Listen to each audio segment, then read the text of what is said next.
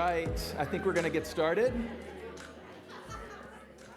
If we're still passing out some of the handouts, that's great. You can just continue to scoot those down the rows. Also, there should be just some 3x5 cards that you've gotten. We'll use those for some Q&A that we'll do a little later in the evening. So that's just for you at any point if there's something that came to your mind that you wanted to ask about. We'll get to that later.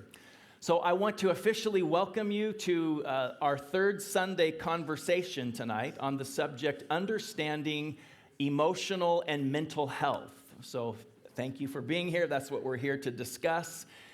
Third Sunday is something that we've started at Hope City Church, and I know we probably have people who are visiting from some other churches, so I'm glad that you're all here. Welcome.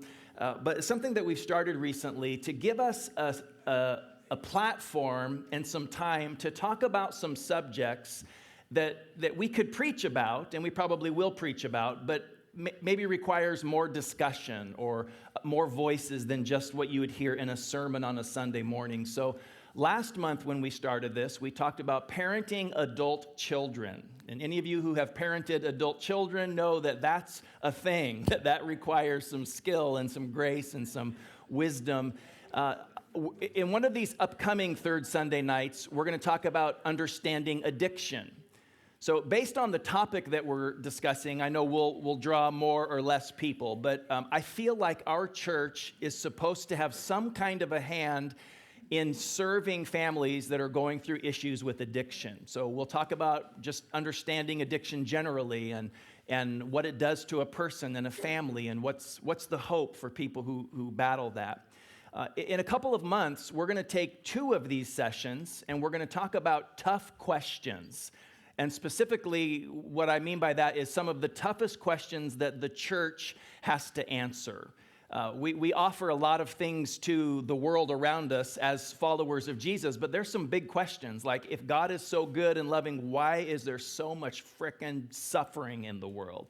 Why is life so difficult? And questions about passages of the Bible that maybe were terribly violent, and how do you reconcile that with the person of Jesus? We'll talk about some cultural things that are really rampant in our society, gender fluidity, just some of the things that we're facing today, and how do we process those from a scriptural perspective? And again, we could just teach on this stuff, but I really like this setting where it can be a little bit more interactive, and I'm very, very happy for tonight. Tonight is going to be a fantastic evening.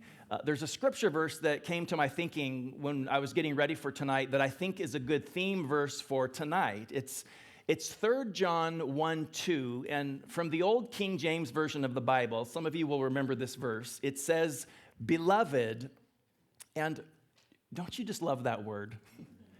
Beloved, and that's you, by the way. "I wish above all else that you would prosper and be in health, even as your soul prospers." We want you to have a prosperous soul. And it's not possible to have a prosperous soul if our mental or our emotional health is damaged or stressed to a point where it's not healthy. We're holistic beings, and so to have that prosperous interior, we need help sometimes with our mental and our emotional health.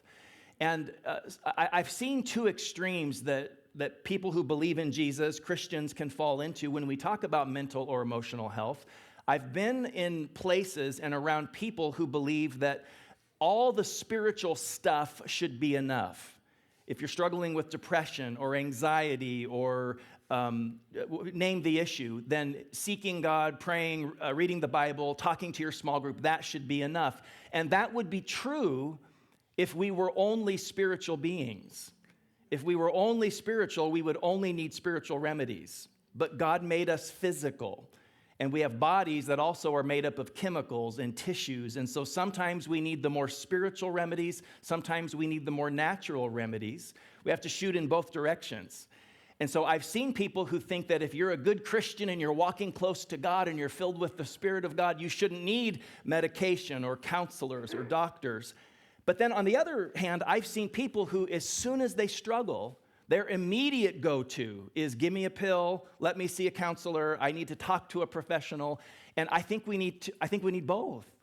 I think that we need to be closer to Jesus than ever to walk in mental and emotional health.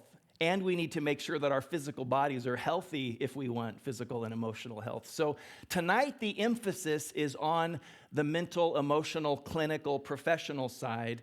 But what you're hearing tonight is not to replace seeking God, fasting, praying, memorizing scripture. Those things change lives and heal people. So we want to integrate both. We're a church that shoots in all directions when it comes to seeking health and healing. So I feel like the church in general, and by that I just mean my circle of exposure to other churches and specifically our church, I think we're doing a good job at removing the stigma from people who struggle with emotional and mental health. That was not always the case, by the way. But I think we're doing a lot better as people. We're understanding that we're holistic. The realm of mental health, there's a lot of science behind it. It's more than just therapeutic conversations. And so we're learning a lot, we're growing. Even so, it is still difficult for people to come to terms with, I need help, or I need meds, or I need to talk to a professional. And so we have someone tonight who's going to talk for a few minutes that you love. You love this person, and you may already know her story. But if you haven't heard her story, you're going to hear a very vulnerable story. She's not worried. She's confident to share, but it's still a vulnerable thing to say, hey, listen, this was me, and I crashed, and I needed help. So Nancy Dirckx is going to take just a few minutes, and she's going to come up and put a life and a face and a story on our discussion tonight. So tonight's not just clinical, but we'll jump from her story into the discussion. So thank you. Proud of you. Yes. Okay, I'm looking at the clock right now. Okay, wait. That's not what time it is. Okay, never mind. Anyway, I don't have my phone. Okay, my husband can time me. Okay, honey. Okay, just go. That's dangerous because I have a microphone. So anyway, so I'm Nancy Dirckx, and I am married to Don Dirckx. We've been married for this December will be 30 years.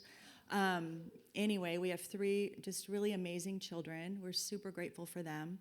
They're all adults, and our youngest is actually graduating from college this spring. Praise Jesus. Anyway, so speaking of college, I had my first panic attack when I was in college. And it was the summer I was turning 21. I was living in Reno, Nevada with a family who worked for the Salvation Army, which is a great organization. Anyway, we were actually all praying together, and my heart started palpitating, and I felt like I couldn't catch my breath. And this is in 1982, okay? So I didn't even know what a panic attack was. So I had no idea what was happening in my body, and I was terrified. For those of you who have experienced that, you know exactly what I'm talking about. You feel like you're going to die. Anyway, so that began, May or June of 1982, began this very long journey that I've been on regarding my mental health. I've had some ups, I've had some downs. So basically, I'm just going to kind of summarize my story, and then I'm going to talk about what I wish that somebody had told me back in 1982. And I'm also going to talk about some of the treasures of darkness, because we know that if you know Jesus and you've walked with him for any length of time, you know that there are deep treasures in the darkness, in the darkest times. So anyway, let me start with my story. So I had this panic attack, and so that kind of began this focus on my health, like what's wrong with me? I was living in Reno. I wasn't used to the altitude. I went to the emergency room. They're like, well, are you under stress? Stress? What stress could I possibly be under? Like, I'm not under any stress. And so I started focusing on my physical health. I was actually diagnosed with some heart issue that I later on found out I didn't even have, but I was like obsessed with my health. And so, and again, it was right before my senior year at Azusa Pacific, and I was we used to call them peer counselors back in the day. And Terry Franson knows all about this, and Jenny Wood. Anyway, I was a PC, so kind of people knew who I was, and I felt like I can't go to the counseling center. Like I can't do that, and so I kind of just kept it to myself.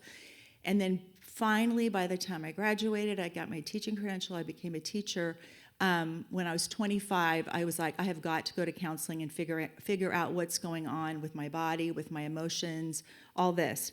And so I started getting into counseling, and I remember my first therapist, because I've had a lot of therapists, like a lot of them.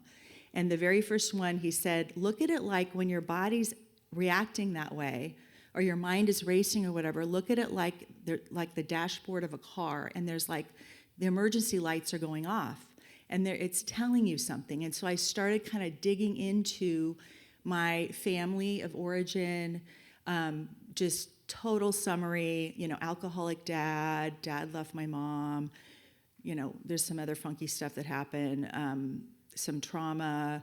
My dad or my mom, both parents got remarried. My mom married another alcoholic. So I basically had like alcoholic dad, and I know that's I'm sure lots of you know exactly what I'm talking about.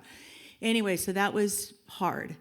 And and I also realized that I'm a sensitive person. And so I'm very sensitive to people and people's emotions. I'm very much an empath. And so just kind of all thrown together with who God wired me to be, plus just the background that I had, it just kind of set me up for having a lot of anxiety. That's mostly what I struggled with at that point. I'd had a little bit of depression, difficulty sleeping, that kind of thing. Anyway, so then fast forward, in relationships, out of relationships, not married, turning 30. Where's my husband? I have no idea. This is so sad. Anyway, but every time I moved to a new apartment, it was like, this is what my husband should be helping me do, is move. And I don't know where he is. But anyway, so praise Jesus. Don Dirckx came into my life. That's another whole story. And we got married. I was 32. Amazing, wonderful, just so blessed in so many ways. Still in therapy, had a baby at 34, Julia, the one who does Young Life Ministry, who if you were here at church this morning, you heard about her. And then no postpartum depression or anything, like really had a good experience. Then I had a second child, second baby, second daughter at 36 and went into postpartum depression. And I'm sure there's some women in here who know what I'm talking about. And I had been very resistant to getting on any kind of anxiety meds or anything. I was like, I don't want to put anything in my body. But I had some dear friends who just said, you know what?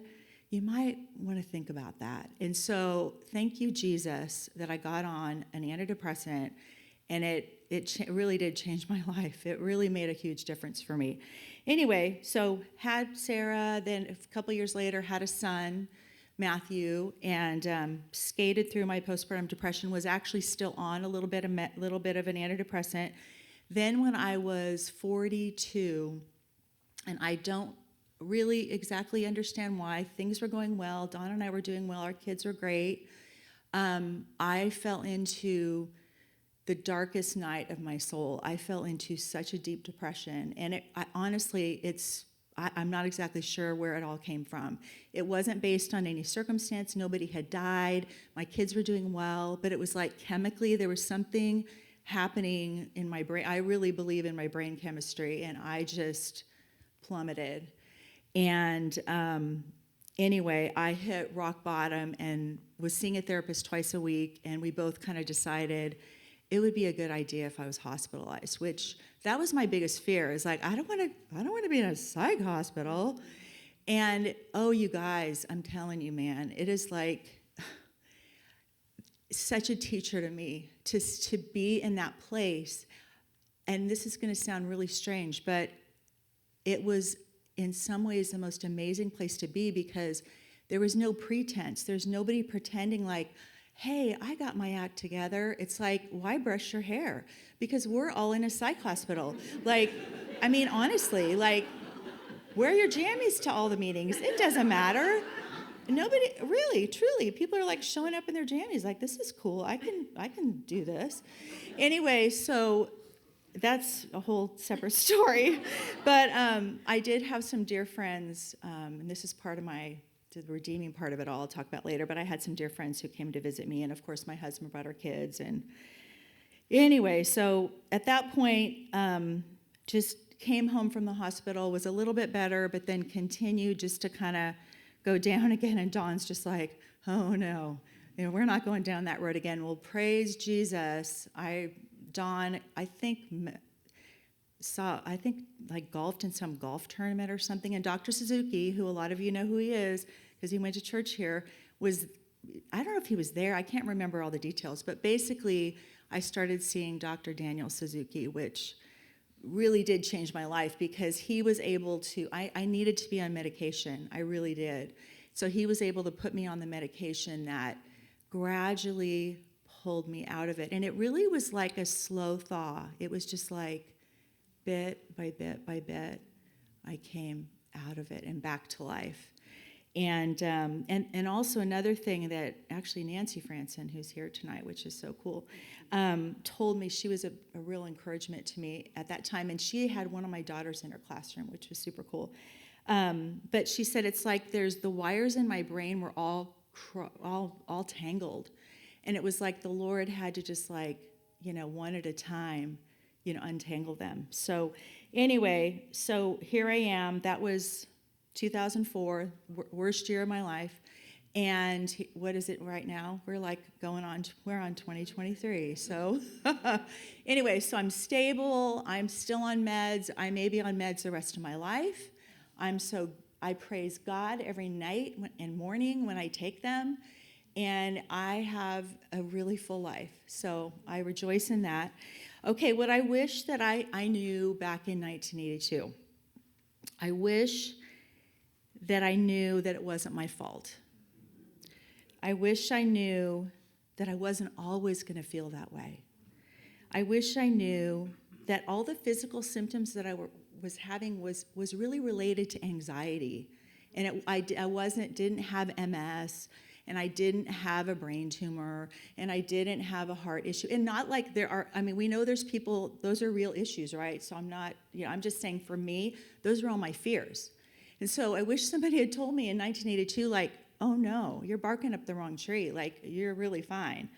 I wish that I knew that it was okay to not have it all together. I wish I knew that I was going to be okay.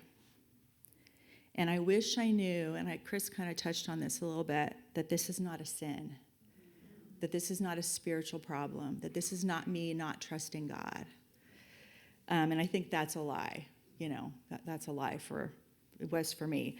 Okay, so the treasures of darkness, the things that God has taught me, I think he has grown incredible compassion in me.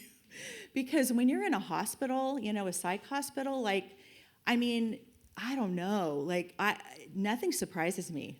People will tell me things, I'm like, okay, oh yeah, I don't know, I just feel like God's grown that in me. And I think I would have, because in some ways, some things kind of came easily to me. I was an athlete in high school, and I don't know, I had friends and loved Jesus, and I could see how I could have kind of stayed on the surface, but I really do believe that God has used this in my life just to plunge way down, And when you plunge way down, I've used this illustration a few times. How am I doing on time, honey? Okay. Anyway, I'm sorry. Some people just float on the surface of life and just kind of stay up here, and it's like, oh yeah, it's pretty. Oh yeah, oh, okay, whatever. But when and I'm not a scuba diver, okay? That's one thing I'm not going to do. But people tell me who are scuba divers that when you really get down below the surface, you see some really cool stuff, right? So I really feel like that God has done that in my life, is that I've experienced the goodness and the kindness and the sweetness of Jesus in ways that I would not have experienced before. I've experienced a desperation for him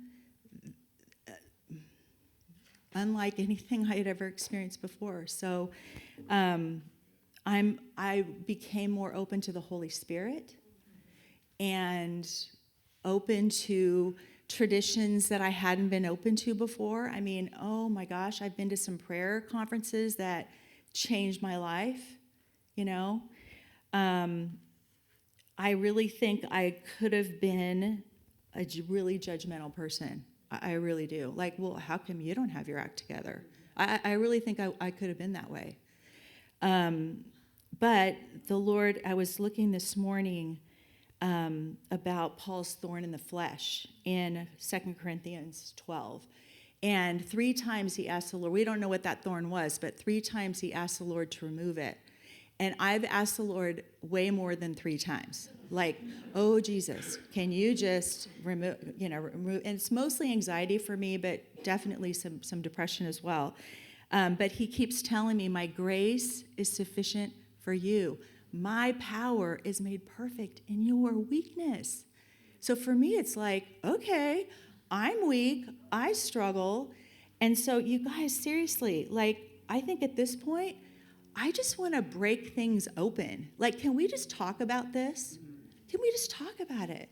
Because we know, I was just reading a headline. I didn't read the whole article. I just read a headline the other day about how teenage girls are struggling with mental health more than ever before. That like 30% have thought about suicide. You guys, this is a problem. So thank you, Jesus, that you're all here, right? Because we're part of what's going to bring life and light and hope and healing, because Jesus, he is the healer.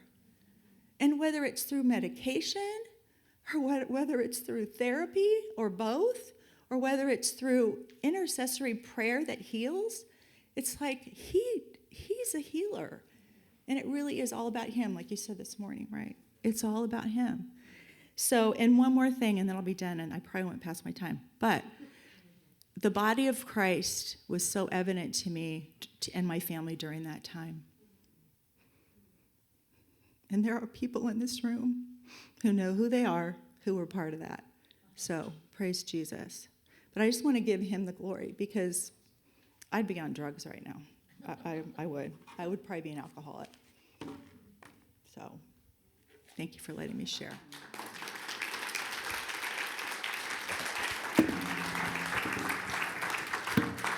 So 3 things. That was amazing. Such a great job. Number 2, I love the bell bottoms. You're right on time because they're coming back. Very good. And real quick, did you want to say something about the small group that you want to start? Oh, gosh, yes. Oh, yes. Oh, gosh, I totally forgot about that.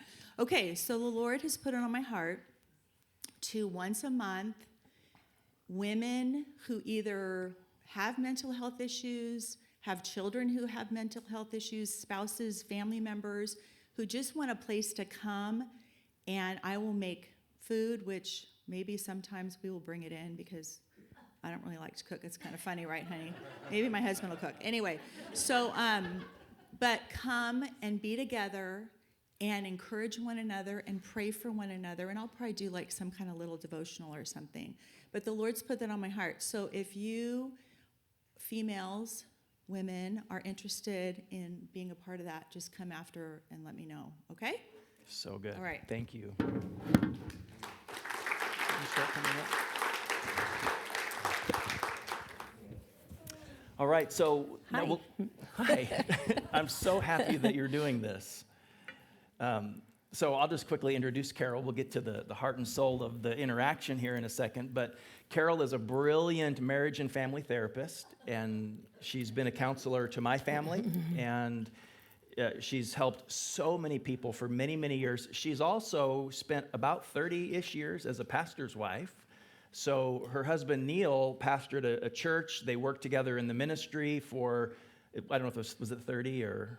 25 probably. Maybe 30, 25, 30. You're right. Sure. You're very young. So Yeah, sorry. yeah, I yeah. didn't mean to. Right. So in addition to her practice, was also very involved ministering in church. And we have a friendship that has lasted a few years. It's been pretty special. So while Neil was still pastoring, when he had a break from pastoring, he would often visit Grace Church. And so Neil and I became good friends. And then when he transitioned out of pastoring into teaching in university, they actually came to our church. And so we've had a very special friendship, and thank you so much for being here tonight. My pleasure. All right. Hey, real quick, just speaking of Neil, just since you're on the spot in front of all these people, how are you doing with the really long beard? You know how I feel about that. Is that why you're asking? One of these Does nights he when know? he's sleeping. It's going to happen. Okay.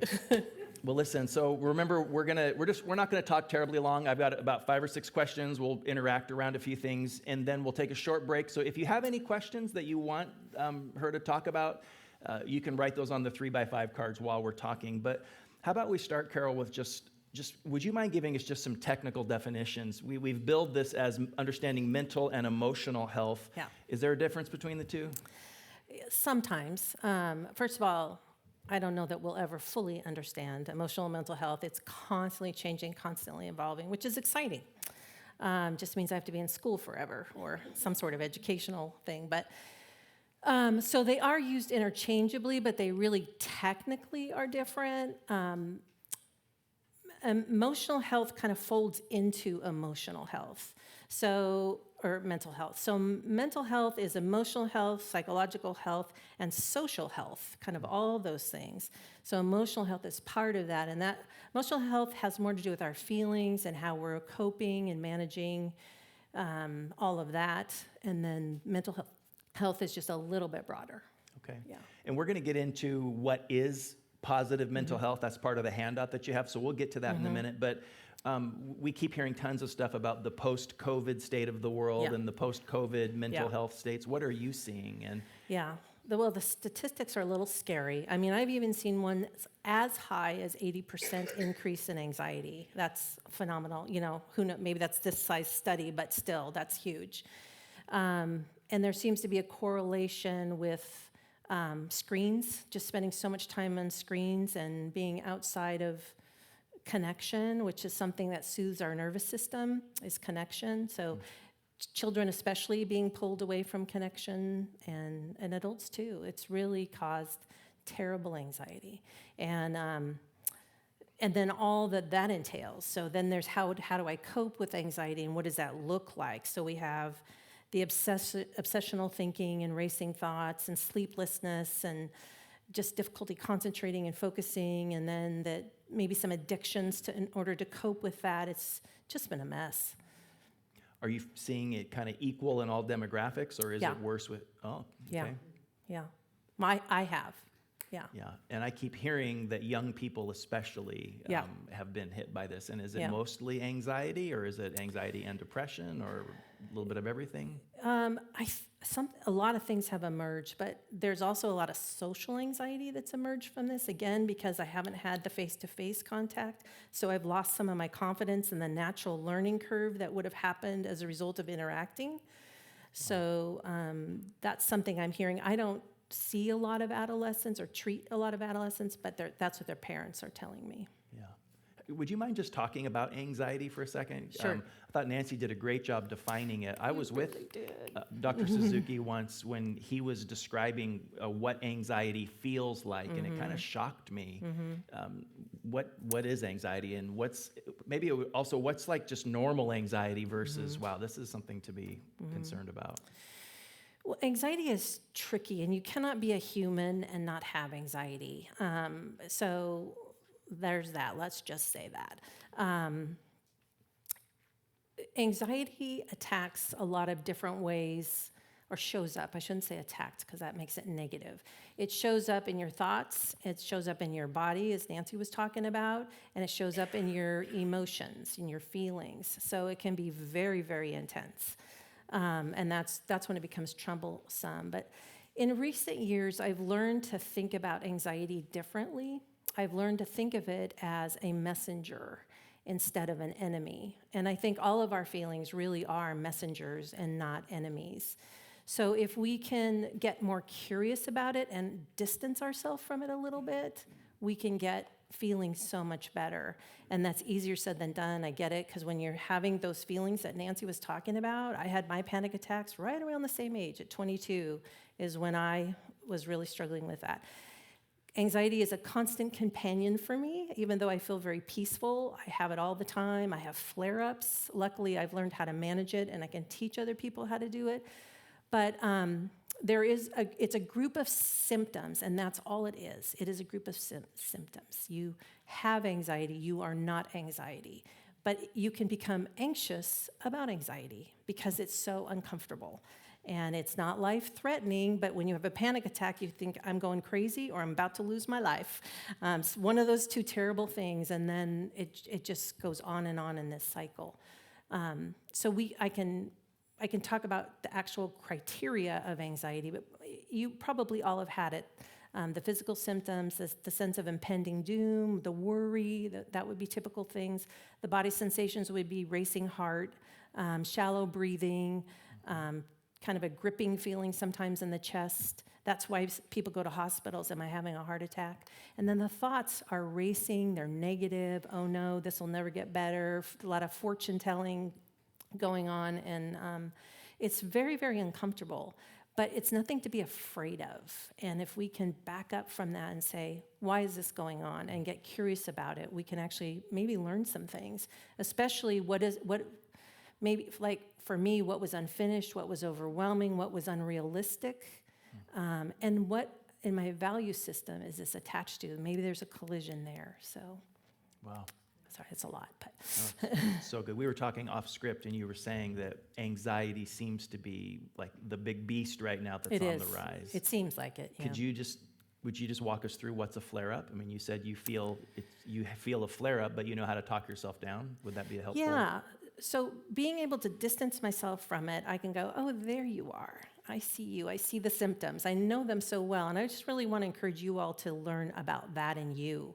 You know, what are your tells that you are anxious? And take a time out, pause, investigate if you can. So let's take this. You know that public speaking isn't my all-time favorite, right? Yeah. And I get quite nervous before doing something like this. And so I will notice, I will feel, again, the heart racing and the pounding of the heart. My mouth gets dry. My sympathetic nervous system gets activated. Fight, flight, freeze. Really want to flight right now. Fight, flight, freeze. There's the submit, that's a new one coming, or feigning. That's kind of a collapse. And then a cry for help is a last one that they're thinking about adding to that. And so it can show up in any one of those things. It's your autonomic nervous system, which is designed to protect you. That's why anxiety is not your enemy. It has kept you alive all these years. It's still trying to do that. Sometimes it gets the wrong cue. So you get a shot of adrenaline, and then you have all these feelings that don't seem to match what's going on, or they do because something terrible is happening. And there we go. So what we want to do is, what does that look like? Are you a fight? Are you a flight? Are you a freeze? Are you a collapser? Kind of submit and accommodate? Or do you cry for help? And what do you do? How does it show up in your body? And then if you can name those emotions specifically, like for me, it's usually kind of this, I feel uneasy about something or unsettled about something. And that can be very, very helpful. And it's almost always attached to something very important to me. Like, the reason I'm nervous now is I was telling Chris, it's my greatest fear that when you walk out of here, you go, well, that was a waste of my hour. Yeah, I don't want that. So my value is to give you something helpful, and hopefully you will learn something that will be helpful as you go forward. That's why I'm nervous. If I didn't care, I'd be like, good luck, hope you have a good night, you know? So... So can you walk yourself off the ledge for all of us here? Oh, yes. I did. That's what you asked. Okay. So what I do is I acknowledge it, and I accept it, and I say it makes sense. Okay? So that's the first thing. I don't have to be afraid of it. I have a messenger. I have anxiety that's trying to tell me something. You're nervous about something. That not in your chest you feel, that's part of it. That's what you do. That's how you do anxiety, Carol Montgomery. That's how you do it. And then, so I just acknowledge that and I accept that. And then I pop that bubble. The next bubble I go to is, it makes sense that I would feel this way because I want to impress you. I want you to get something good out of this. I want you to feel better, really bad. I want to set the captives free. You know, I have these lofty goals that aren't realistic. So it makes sense that I would feel some of that. So there's another level of acceptance. That begins to calm me down as then I might regulate my breathing and get it so it's breathing normal instead of this kind of breathing that you get in the fight, flight, freeze. And then the next thing I do is learn to tolerate it. And that's the hardest one, where I say, this is anxiety. And this is what I stumbled on by accident when I was 22 having panic attacks. I had to say to myself, this is anxiety. This is what I do. I am Carol. I was Carol Stang at that time. I run anxious, and this is how it shows up. That's all it is. It's anxious. It's not life-threatening. It's life-annoying, really annoying. But it's okay. So I just learned to tolerate. I'm going to ride the wave. And if you've ever body surfed, I love to body surf. I don't think it'd go so well now, but the idea is to stay on top of the wave and ride it, and then it recedes, and all's good, right? But if you don't get on top of the wave, it's not so good. You're in a sandy washing machine, get a great exfoliation maybe, but it's pretty hard. And so really tolerating the anxiety is riding the wave to say, yep, there it is. Ooh, this feels really strong. I recognize all this. I've been here before. I'm going to be okay. Tolerate. And then the last thing, I pop that bubble. The last thing would be to just get here and now. And that's the practice of mindfulness. It's all the rage now. I really believe in that. I used to roll my eyes at it. I think it's the greatest thing now, where you just get present. Yeah, I noticed in my little process there, I didn't judge myself. I didn't criticize myself. I may be frustrated with it. And then I get to here and now. Right now, you guys don't have tomatoes in your hands. I don't see any pitchforks or torches. I think we're good. I just get here and now. That's good. So good. So in just a second, I'm going to ask you about stress and depression too. But, okay. But let's just expand the self-talk for a second. Let's kind of add everything you just said. Let's add to that the biblical perspective and the Christian perspective. We, in the scripture, and when Jesus is interacting with Mary and Martha, he said to Martha, Martha, you're anxious and worried about many things, but only one thing is necessary. The Apostle Paul said in Philippians 4, do not be anxious about anything, but in everything, with prayer and petition, with thanksgiving, let your requests be made known to God. Jesus said, do not worry about tomorrow. Do not be anxious about tomorrow. So you've already answered it from just the self-talk perspective. If we follow the Bible's admonition there, would it be everything you said, just also interspersed with prayer, interspersed with anything else? How would you round that out as a pastor and a therapist? Well, some of the things that I think all three of those examples had in common was about getting present. Be present with what's really important right now. And I think that's a form of worship, honestly. And it's finding the good that's here, and prayer does so much for me. Reading Psalms does so much for my anxiety. So worship music, there's some really great. So anxiety is a messenger telling me something's up. Mm-hmm. And so acknowledging it, not freaking out, not internalizing it, even to say it makes sense. I'm stressed out about my child. I'm so worried about this impending thing. That's a real thing, but I'm still here. I'm okay. I can get through this. Lord, you've carried me through so much in the past. You are not going to drop me now. So we reinforce truth. Thank you. Pray about the situation. Take a deep breath. Calm yourself. I heard that drinking water and walking, like even barefoot in the grass, is a thing. Those are grounding exercises, and those are a thing. Does that help with anxiety? It helps you get present. That's the purpose of those. Yeah. I guess water helps with everything. I don't know if you've heard that, but I learned that from Lisa Turkhurst about walking in the ground. Because it gets you here and now. And for me, I'll just bury my hands in my husky's little mane, and or his hair's with me, by the way, or splashing water on your face. I mean, it can be anything. Just sitting in the sun for 5 minutes, regulating the breathing, all that is so helpful. So good.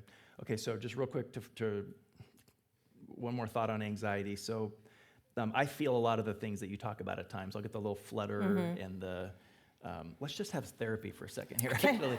But no, I'll feel the little flutter kind of in my heart. I'll feel just for no reason, just kind of the nervousness. But I'm not worried about it, and it doesn't stay long. I'm not an anxious person. This one isn't my issue. But how does a person know if this anxiety is beyond normal and this is something I need help with? Well, in the example you gave a little bit ago, you do all those things and it helps, and then 5 minutes later it comes back. Okay. You know, you just can't stop it. So you might be able to take a little break from it and distract yourself, but you can't stop it, and it's pervasive and infiltrating everything, and it can disrupt your sleep, your eating, and again, that's how your nervous system's really designed. Is if you're in fight, flight, or freeze, you're not thinking about sleeping, you're not thinking about digesting food, being creative, learning something. All those things get interrupted with anxiety.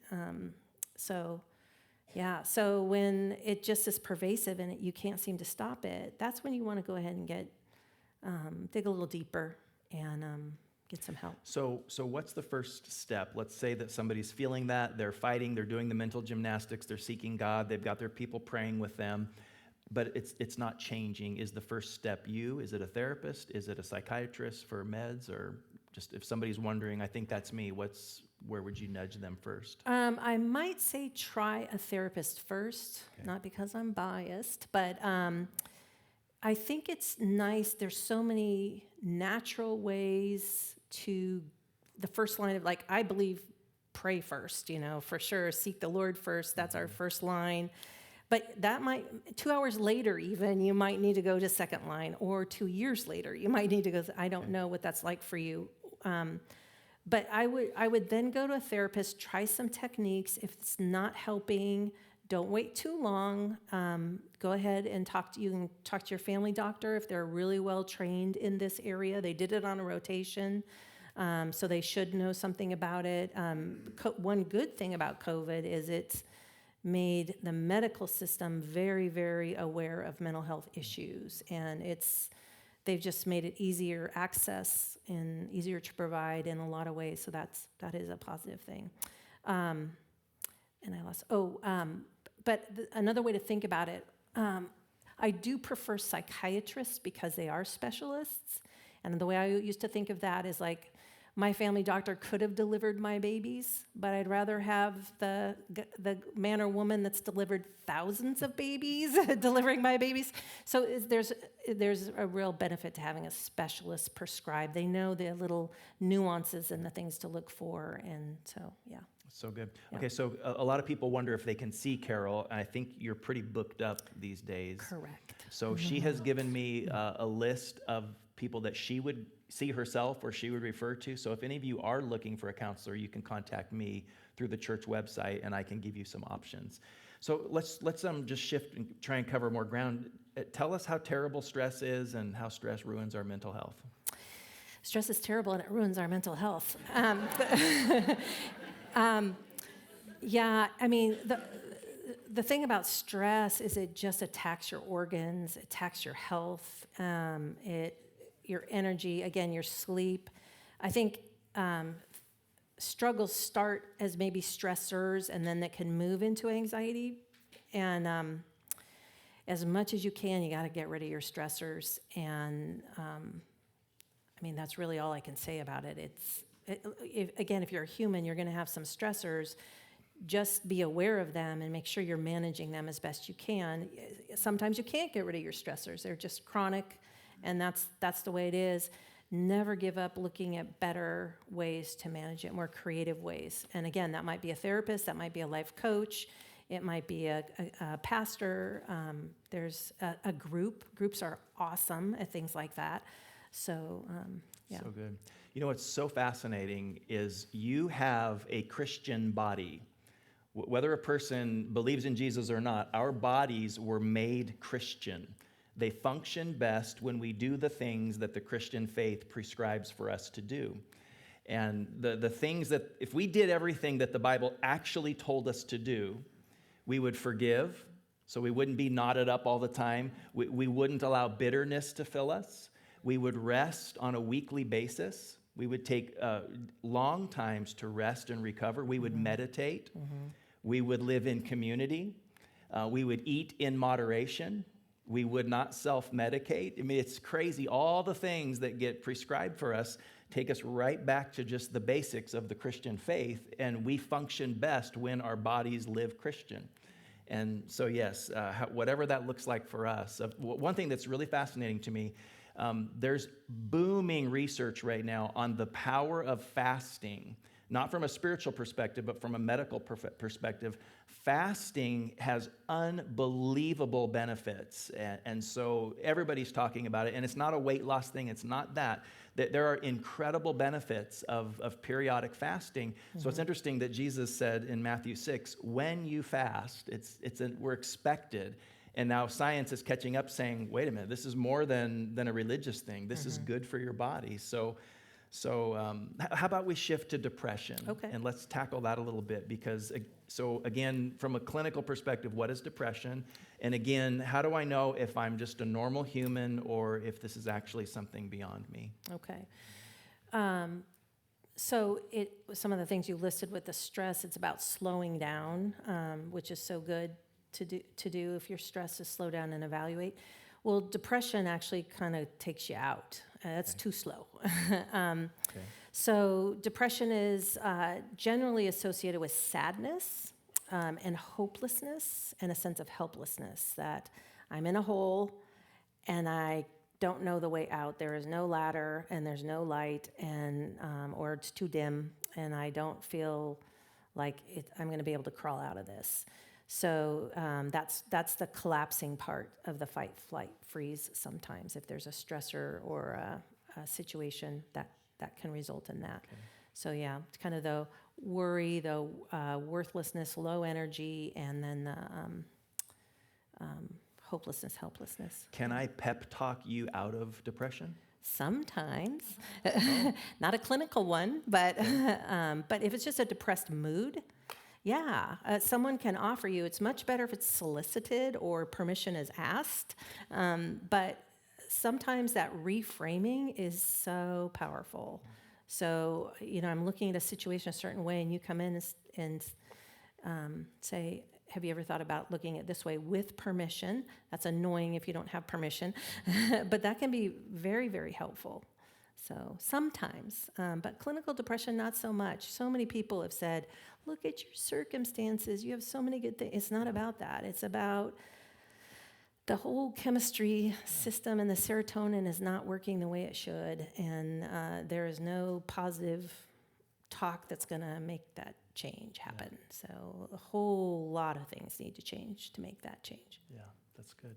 And what I've heard, and my understanding, is that sometimes depression, it's episodic and it won't happen again. So sometimes you go through a valley of depression, and you need meds, but you're going to be fine eventually.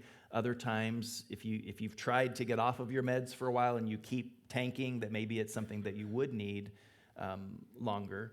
But again, just to make it real practical, when would somebody think they need help? Because life is so difficult. Mm-hmm. There's so many issues and crises and tragedies. I don't think that the human soul was made to carry the burdens of the entire world, but with the internet and our interconnectedness, we know when there's a shooting in Michigan. We know when there's a earthquake. We know real time. And so at some point, and then I've got all my own stuff. So life is difficult, but how do I know when this is more than just trudging along and I've got to get help?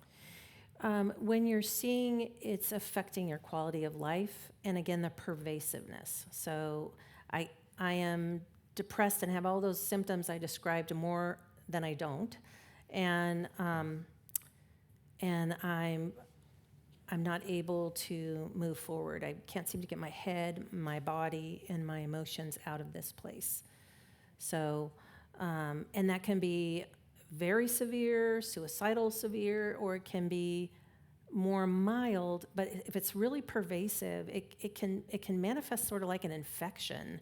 That untreated, it gets worse and worse and worse. So just notice the duration and just how much it's on your mind. If you're having trouble shifting away from it or feeling different, yeah.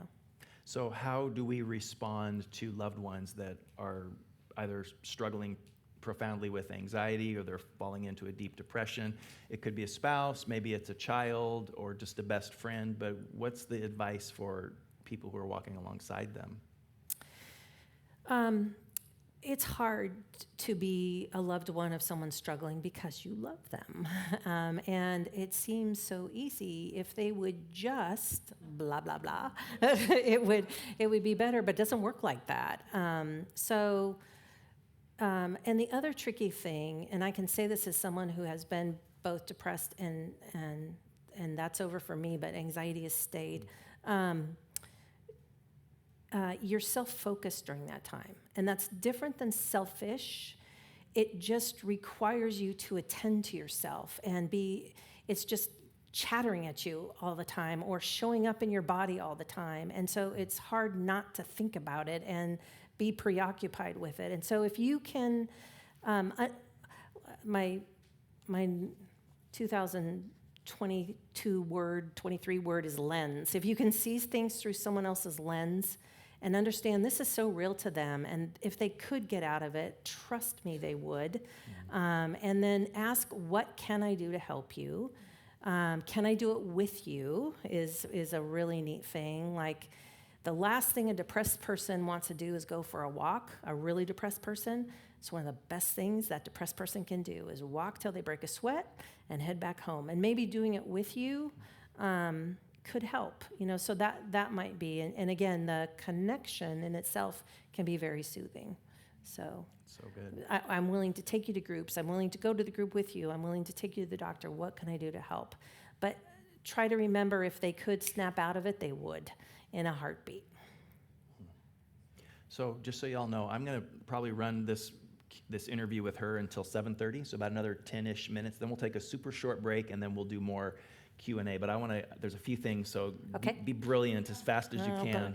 Yeah, there's apology to everybody who's brilliant, because he put me in that category. But What is trauma? okay, so trauma is an event that is overwhelming, and it can be a sensory event. It can be something that happens to you or to someone you love.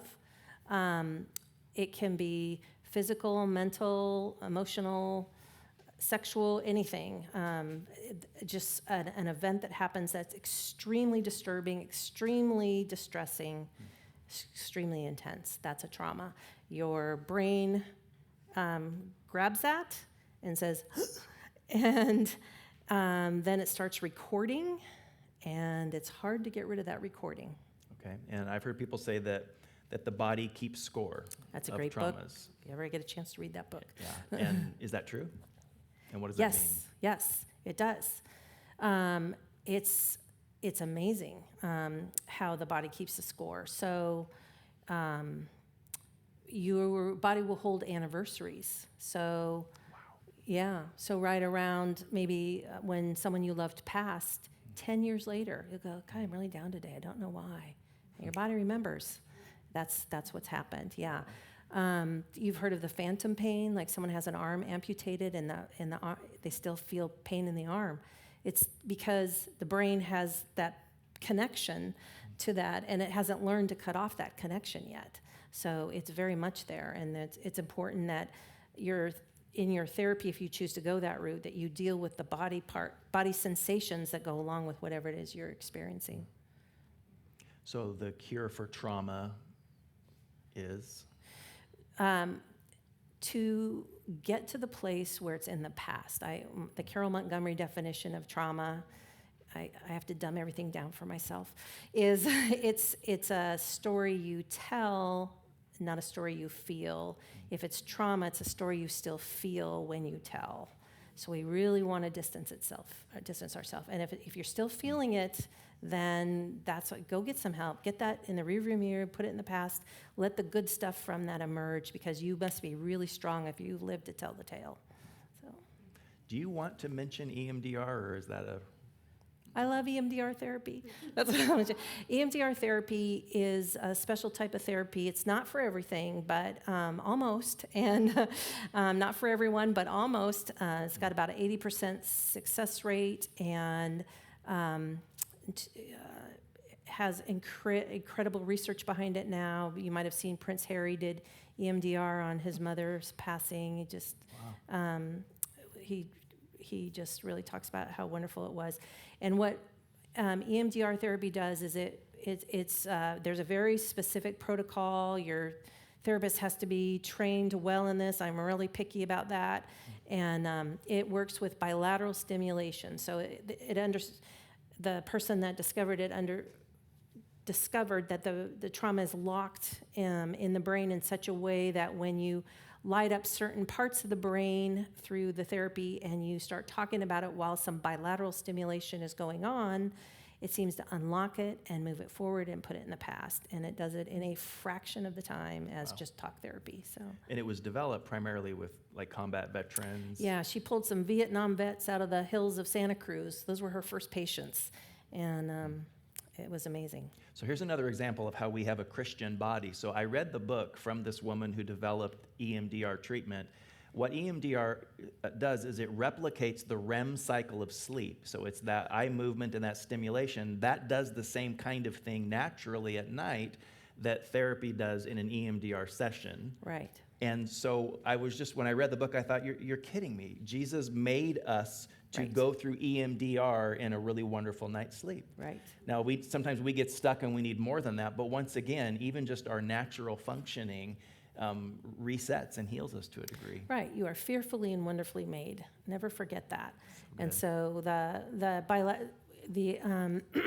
in dreams, you're supposed to be able to reprocess things, and sometimes it just doesn't do it for you. So EMDR therapists help you kind of have that dual awareness. I'm here working through this very difficult thing, but I'm here with Chris, someone I trust and love, and it's today, not then, and it's just a miracle, in my opinion. Love it. So let's just talk for a minute about our children, adolescent children, and maybe if you're a young adult, so a young person, that young generation, or if we're just caring for our kids, how do we spot signs that maybe they're dealing with more than just something normal? Because our children don't know. They only know what they experience. So a lot of them don't say, I'm depressed. This is just how they feel. So what are signs? Something I found really fascinating is 50% of all mental health issues show up before the age of 14. So you've probably had little spots of them and just haven't noticed them or dismissed them, which would be normal. I mean, I think that would be a normal thing to do. But you know your child, and look for changes. Look for those things that are different from who they were. And it can show up physically, academically, how they spend time, eating, all kinds of things, even the way they do their hair or not. Just know your child. And also, one of the things that can help you is, first of all, to be self-aware, to know they have your genetics. And so is there anything about you that they may have be manifesting? And to talk, I know, not good news there sometimes. And then the other thing would be to talk freely about your family history. My grandma, she was an anxious wreck. And my mom got that, and I got some of that, and my daughter has some of that, and we need to be able to talk about it. Like Nancy was saying, have conversations about things like that. But just keep an eye out for it. Okay. And when Nancy was sharing her story, she mentioned how much the meds helped her. Yeah. This is kind of a silly question, but I would just love to hear you affirm it. Meds help. And I know that it's not an exact science in the sense that there takes some experimentation. This one might work, maybe need to up the dose. So if you're struggling tonight and you decide, I do think I need meds, it can be a little bit of a process before you get it dialed in and you find the right one, but it works, right? Yeah, it can. It can work. And boy, it's a game changer when it does. Just a real quick story, a neighbor of mine, her daughter had a seizure when she was, I think, in 6th grade. And the neurologist said, probably a fluke. Let's just watch her. She has another one, call me immediately. Well, unfortunately, a few months later, she had another one. So I said, okay, now we have to put her on meds because we have to teach her brain what to do.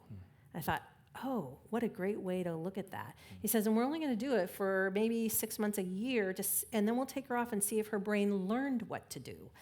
And if it did, we're good. If it didn't, she may have to continue this for some time, maybe even the rest of her life. And I thought that was just same thing with the medications we prescribe, not we, they prescribe in this area. Let's see if it can just help the brain chemistry settle down, find the homeostasis it's supposed to be in, get a nice experience with that, and go from there. Okay, that's so good. It's awesome, Carol. You're amazing. So one more thing, and then one more quick question, and then we'll pull out this check-in scale that you've got, so you can grab those and you can maybe walk us through the self-assessment. But just real quick, back to one of your opening comments, you mentioned that social anxiety is on the rise. Could you just talk about that for a second? I'm on the scale of introvert, extrovert, I lean extrovert, but not by a lot. I'm not shy. I'm not way on the extreme, but I would lean that way in terms of, comfort level. I love people deeply, but I've spent like my whole life feeling some social anxiety and like gearing up and then thinking, okay, was I stupid or how did I do? And I think some of that is just normal introvert learning to, be better with people. But you said that that's on the rise. And what is social anxiety? And are there tips for processing that? Or is it the same stuff you've already told us? The only tip I would add would be it's hard not to worry about how you are coming across, and but that's the key. Social butterflies, they don't care about that. They go from flower to flower to flower, and they're just curious, and they're open, and they're in that best self that's just so interested, and they're not thinking about what other people are thinking about them. That's their success to social. And I don't know that it has as much to do with introversion as extroversion. Where it has more to do with being self-conscious. And that's something you can work on is just coming to terms with, I'm enough. I can walk in here, I'm enough. And I'm going to be curious about other people and hear what they have to say and have a nice evening. So I'm just too focused on myself, is what you're saying. yeah, I'm sorry, Chris. Yeah. Oh, Well, we need let's some back up. self-awareness, right? But social anxiety is what? It's where I get extremely nervous and extremely anxious in social situations, so much so that I might not even want to go outside my house, which moves into agoraphobia. Okay. So anxiety has so many subcategories, but yeah. Okay. So I found this. My scales I usually use, I couldn't get permission to give them to you, but I did bring a book that they're in, so I'm going to stick that up here later. So it's not like I'm giving it to you, I'm just showing it to you.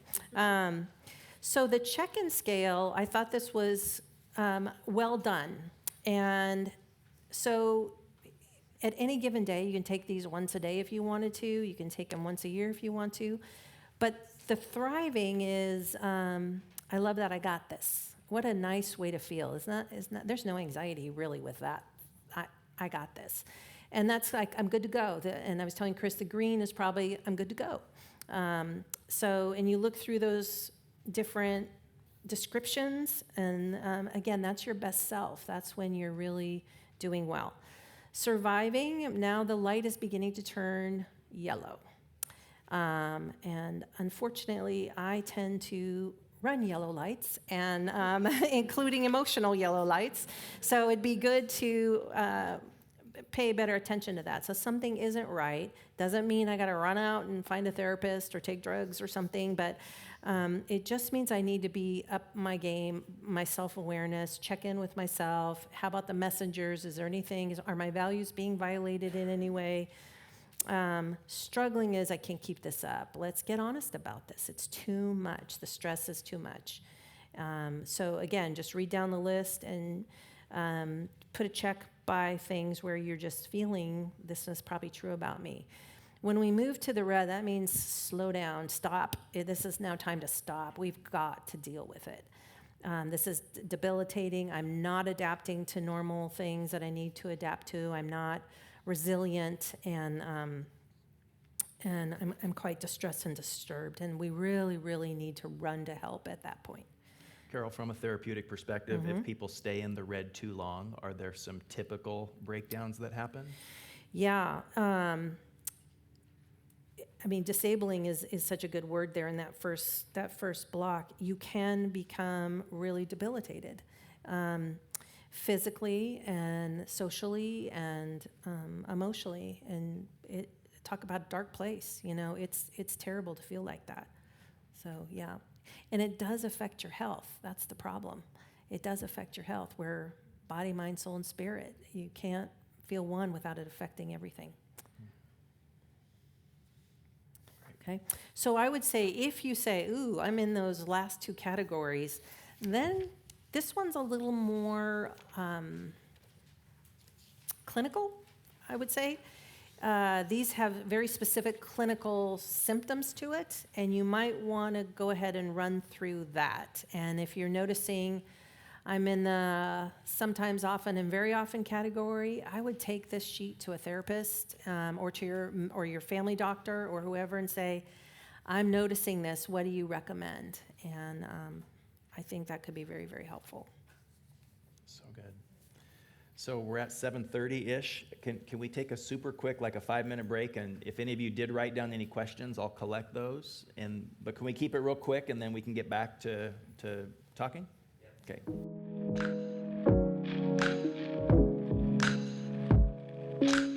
So it's always hard to ask specific questions of a counselor because they're obviously going to want to know context and backstory. Yeah.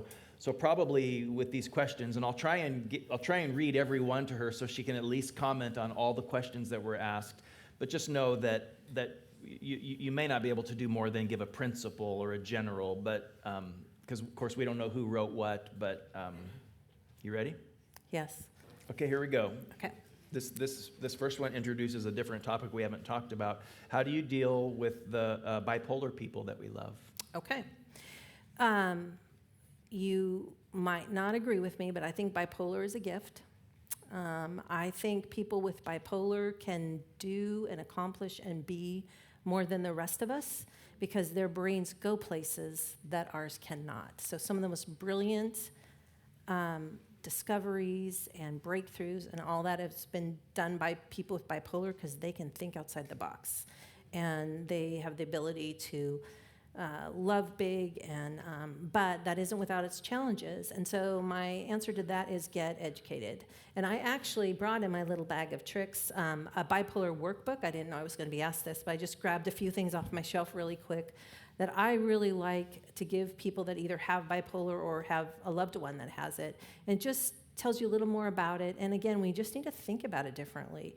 It's something you have, it's not something you are, it's something to manage, it's something to respect because it can go really wild and be very dangerous if it's not respected and if it's not treated. But it's also a gift in terms of what that person can do when they have the right resources. And bipolar people, people that have bipolar, I just broke my own rule, people that have bipolar, as with many issues, these deeper issues, need a team that they trust. So they need a counselor, they need a psychiatrist, they probably could use a support group, they need family people or someone they trust that says, I can tell something's different. You might want to go talk to your doctor. And that person, again, respects and trusts and does that. And the whole get educated thing is gigantic. So Huge. No matter what your loved one is going through, whether it's depression, addiction, education can be a lifesaver. Otherwise, we just do our best. We feel our way through it. We take it personally. You mentioned the genius people with bipolar. Dr. Suzuki took me to a seminar in Pasadena. I forget his name, but the doctor that Russell Crowe played in A Beautiful Mind. Oh, yeah. Do you remember his name? Nope. Anyway, Google it. But anyway, we heard him lecture, which was very interesting.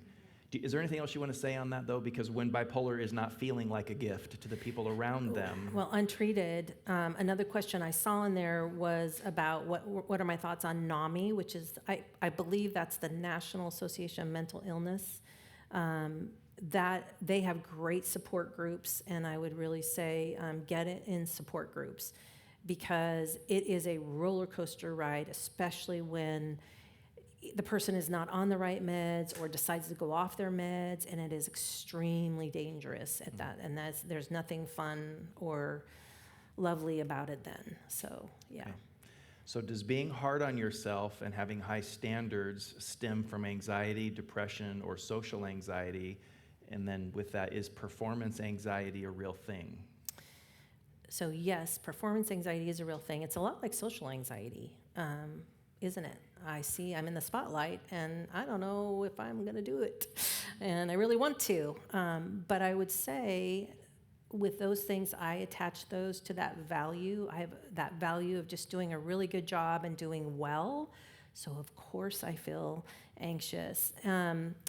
If you are perfectionists, you have to practice and practice and practice and practice. If you're going to be perfectionistic about something, be it about practicing not being perfectionistic, which would be saying it's okay to not, I don't have to be I am enough. It's back to I am enough the way I am. I can't be perfect at everything. There is good enough. I like things perfect. I always say Neil's a perfectionist, that's why he picked me. So. Very nice. Took you a minute, but that's good.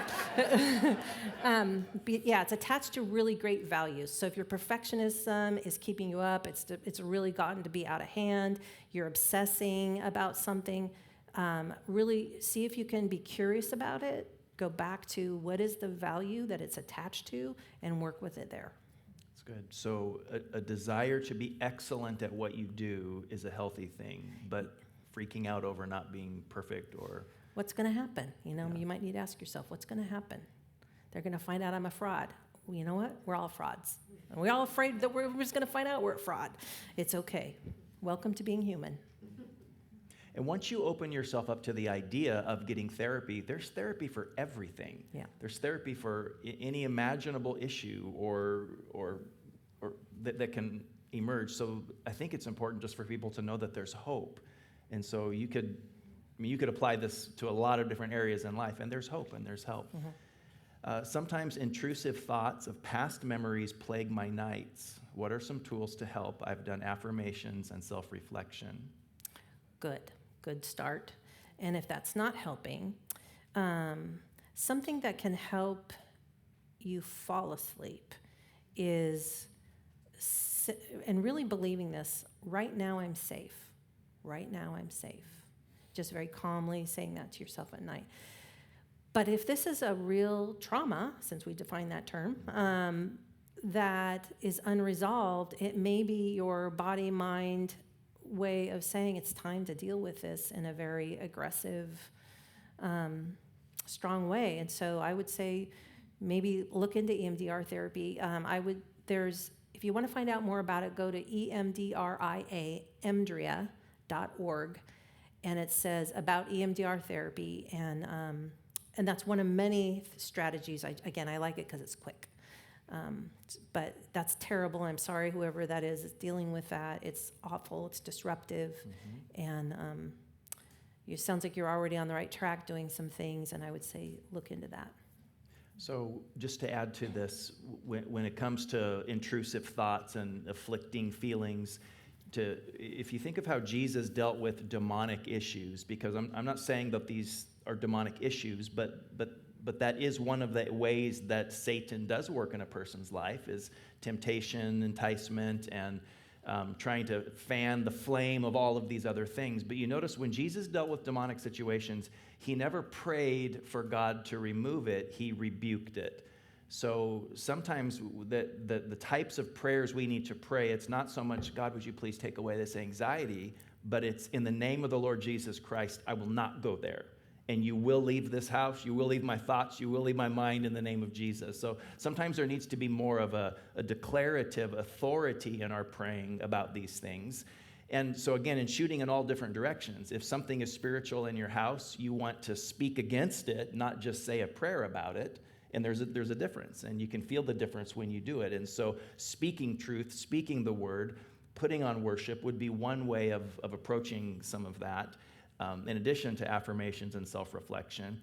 And again, if it's a spiritual thing, spiritual things respond to spiritual remedies. But if it's a physical thing, okay, mm-hmm. I've tried that too. And so I'll move on to the next. Yeah. Another workbook I brought that I'll just lay out here real quick at the end is OCD workbook. Sometimes it's not a trauma, it's an obsession.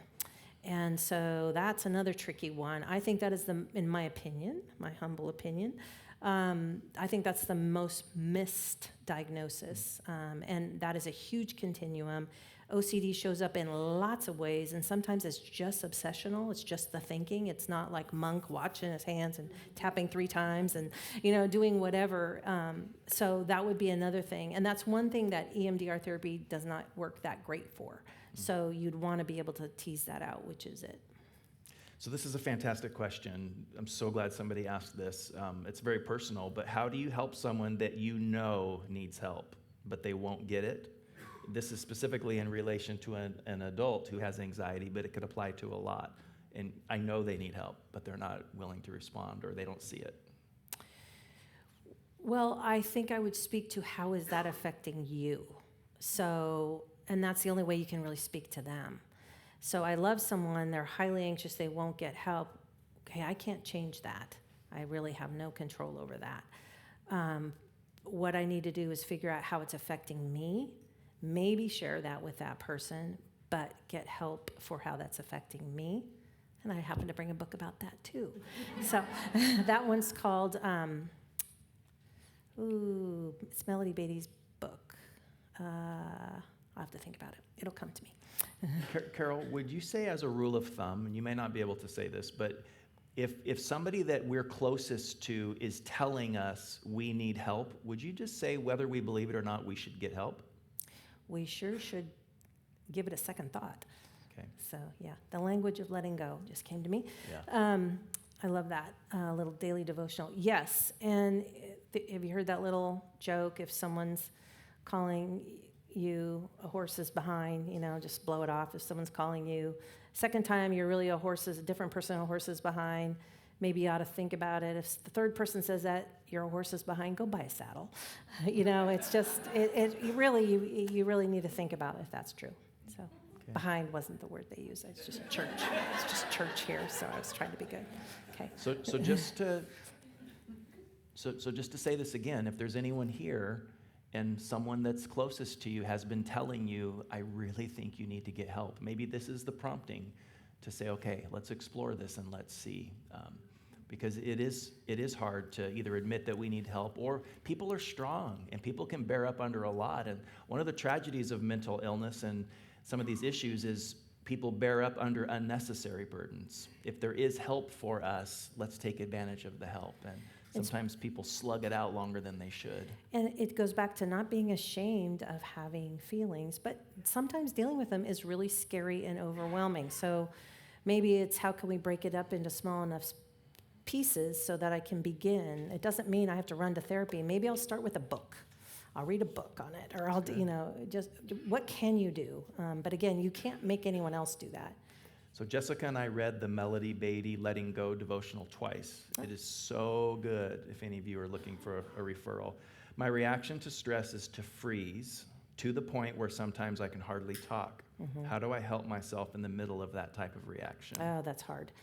So that's multi-layered. That's one of those ones. But just off the cuff, what I would say is acknowledge that is a stress reaction, a fight, flight, freeze. Obviously, you've named that.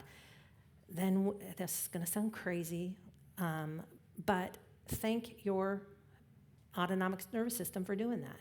It has assessed something, hopefully incorrectly, as a danger or a life-threatening situation, and there you go. You freeze up. That's what it's like for me. And embrace that. So I accept it, and then I start regulating my breathing. I say, something here triggered me or told me there was something dangerous going on. Let me reevaluate that. Is that the case? No, I'm okay. I'm safe. Right now it's all right. Maybe I'll do a little journaling about that later to figure out what might have caused that. If you come to that cause, that might be something to go talk to a therapist about. If that's happening a lot, that can be disruptive and getting in the way of maybe some great goals you have. In some of Tony Robbins' teachings, he talks about in the middle of a traumatic moment like that, mm-hmm. of interrupting the thought process, mm-hmm. tends to kind of reset a person a little bit. Mm-hmm. you don't need to comment on Tony Robbins, but are you saying kind of the same thing, that by thanking your nervous system, you're kind of reframing the whole thing? And so I'm not just panicking, but okay, now I'm managing it? Or You're stepping back and saying, I'm noticing. Oh, wow, that surprises me. I just froze. That already creates a really helpful distance. And then you can apply, interrupting it, a grounding technique, all these other things. That's so good. So perfectionism in a 12-year-old girl, how do you handle it? So I would just do a little looking for the obsessiveness in that one. And a 12-year-old's pretty young. And really encourage that gal to enjoy being a human being and be silly and goofy and actually make mistakes on purpose, go for the C, those kinds of things, and learn how to tolerate not being perfect. Okay. Do you think that we parents need to be more mindful than ever because of social media and those pressures? Oh, absolutely. Yeah. Absolutely, yeah. Yeah. What, maybe just stay on that for 1 second. What questions would they want to ask the 12-year-old? What is going to happen if you don't hit the bullseye here? What would it look like just to get on the target? What would the target be here? What would it be like to miss it completely and do an epic fail and laugh our heads off about it? Just get them kind of stepping into that space of imperfection, which is where they're supposed to be. Okay. You've already touched on this, I think, but how does a person know which kind of mental health professional to seek out? The most important thing to me is relationship and training. So if the person is a rock star in a certain area, but you do not trust them, feel comfortable with them, whatever, it's just not going to be so helpful. And give someone, I always say that about dating too, give someone 3 dates, but give a therapist 3 dates and see how that feels. Usually really the first or second hour if it's going to be a good connection. But look for specialties. But often groups can be super helpful, so don't rule those out either. Groups can be very helpful.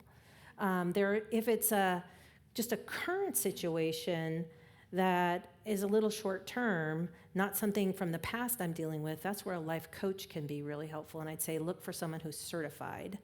But I've had a life coach. I thought she was so helpful. So. And you're becoming a certified coach, right? Yeah, I kind of slowed down on that, but yeah, that's the plan. You mentioned NAMI a minute ago. What are your thoughts on NAMI? They just have resources, amazing resources, that's what I'll say, and they can plug you in. Sometimes they're hard to get a hold of.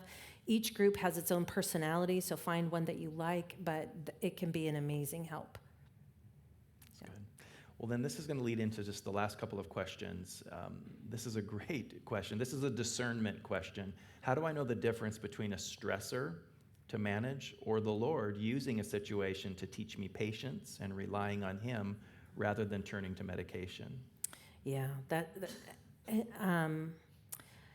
it's a great question.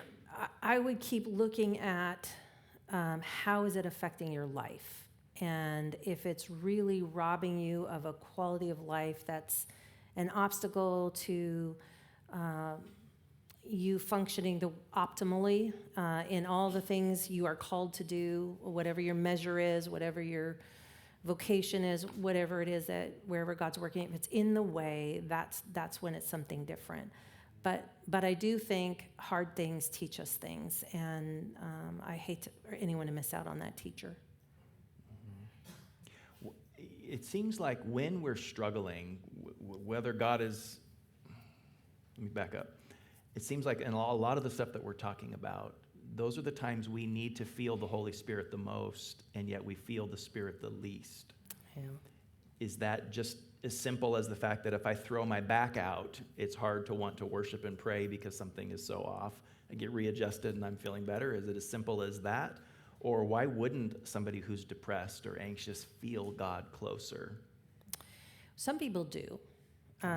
Some people do. Like in adversity, that's when they really hit the spiritual disciplines really hard, and they enjoy the benefits of that. But since Dan Suzuki is kind of the hero of the day tonight, always, something he said when you did a sermon series years ago, you asked him that question, why when people are depressed can't they feel God? And he had the best answer. He said, it's because as Christians, it's a relationship. And when you're depressed, your relationships are affected. You feel cut off from that. And that's what's so sweet, bittersweet probably, about our faith, is God is so personal to us. And why isn't our friend and our Father and the person that has the power showing up in the ways we want him to in this situation? And it's part of the disappointment even sometimes. Wow. That's so good. Do you have any other thoughts specifically on just your counsel on how would we know this is God working in me versus just something to manage, or does it almost not matter? Because if it's God, I'm going to respond to this. I'm going to become more like Christ. But if it's affecting mental health and it won't stop, I get help, or anything else you would add on that? Because again, I would just have to know more about a specific situation that we're thinking about here. I guess another thing would be to check with friends you trust. I have a couple people I run by things through that do reality checks for me, and yeah. I would say in my personal life, Jessica and I have lived through a lot of painful trauma, but I've never struggled with clinical depression. So I've cried until I couldn't stop. I've wanted to die. We've felt crushed. On the anniversary of Alexis's death, we feel it in our body. And it's so funny you said that, because we're fine. We're as healed as you can get. And then we don't plan on being sad, but it affects us. We've been through a lot of things. And so it's one thing to be crushed and broken and crying out to God, and he's shaping me, and it's David in the cave of Adullam. That's not the same thing as mental illness. It's mental distress, but that's not the same thing as a clinical depression. Correct. And so I've been deeply depressed, but I've been able to worship my way out of it, and then it's gone. Or I've been able to speak truth eventually, and it's gone.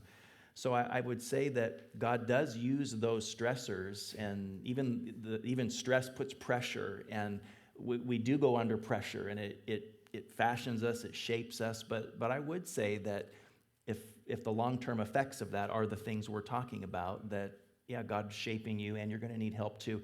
I want to ask one really weird question here at the very end. And you've done so good. You're so awesome. So I just want your opinion, if you're even comfortable giving this. So Mother Teresa struggled with severe depression. At least I would say it's depression. And if you know her story, recently they discovered a whole cache of letters that she'd been writing to her spiritual directors. And she had what the Christian mystics would call the dark night of the soul, just where in the world is God? And no matter what I try, I can't find him. And you see that language in Scripture, and a lot of people touch those moments. It doesn't usually last forever. Hers seemed to last a very long time. And so her spiritual advisors concluded that she needed to go through that level of pain and desolation to be able to work with the community she worked with. So their conclusion was, you wouldn't be able to serve the poorest of the poor and the most broken of the broken unless you had gone through that.